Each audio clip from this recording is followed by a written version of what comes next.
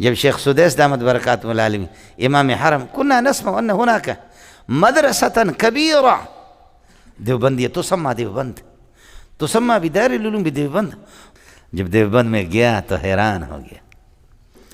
کہا کہ خدا کی قسم کہ دیوبند وہ ہے، یہ ہے جس نے پوری کائنات کے اندر انقلاب لائے.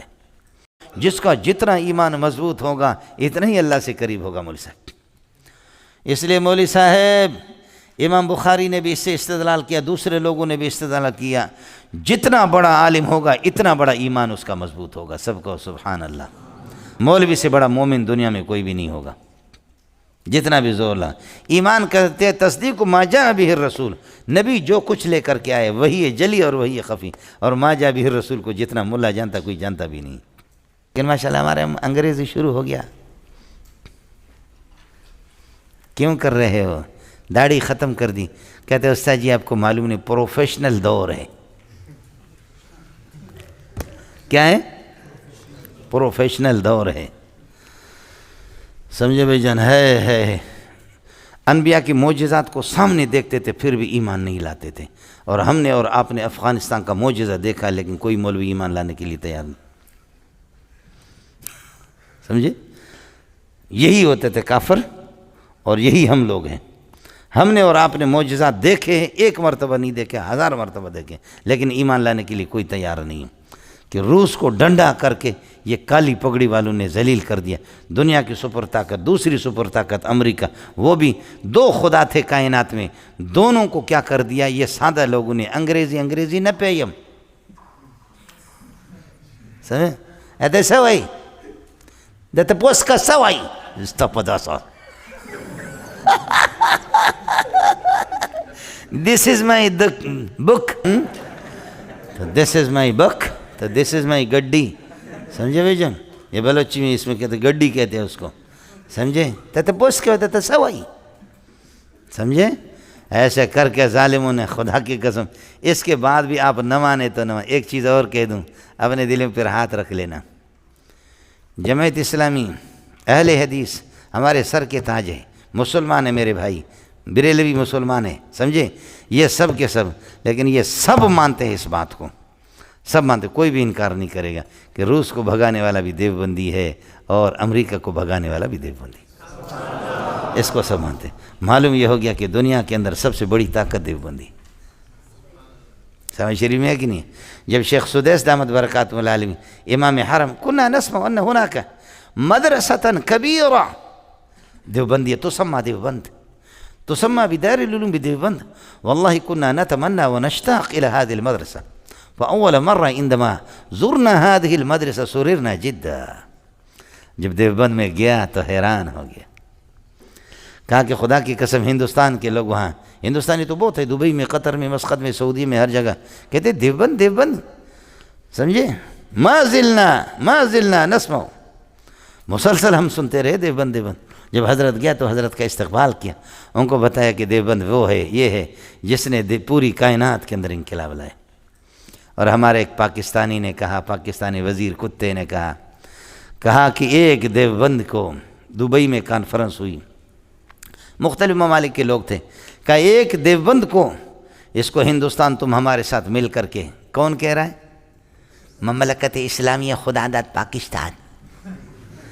اس کا نمائندہ کیا کہہ رہا ہے کہ اے ہندوستان والے تم ہمارے ساتھ دے دو، اس دیوبند کو بلڈوزر لگاؤ، اس کو ختم کر دو، تو پھر دیکھو کہ دنیا کے اندر امن آتا ہے نہیں آتا. یہ سب کچھ دیوبند کر رہا ہے، مدرسے دیوبند کو.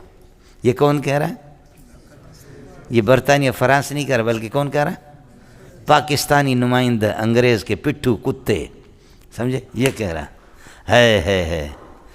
شرم کی بات ہے. شرم تو ہے ہی نہیں، شرم تو کبھی سنا بھی نہیں. ہمارے گھر میں شرم ہے ہی نہیں. ابا جی نے کبھی شرم بتایا نہیں، اماں کو کوئی شرم ہی نہیں. سمجھے؟ تو کوئی شرم ہی نہیں ہے. شرم ہم نے کبھی سنا ہی نہیں ہے.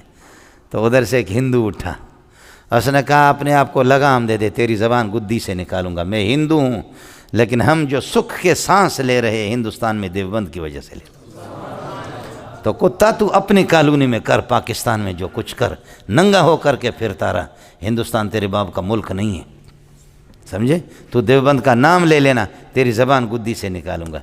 ہندو دیوبند کی تائید کر رہا ہے اور مسلمان دیوبند کی مخالفت کر رہا ہے، پھر بھی یہ مسلمان ہے وہ ہندو ہے، حالانکہ وہ مسلمان یہ ہندو۔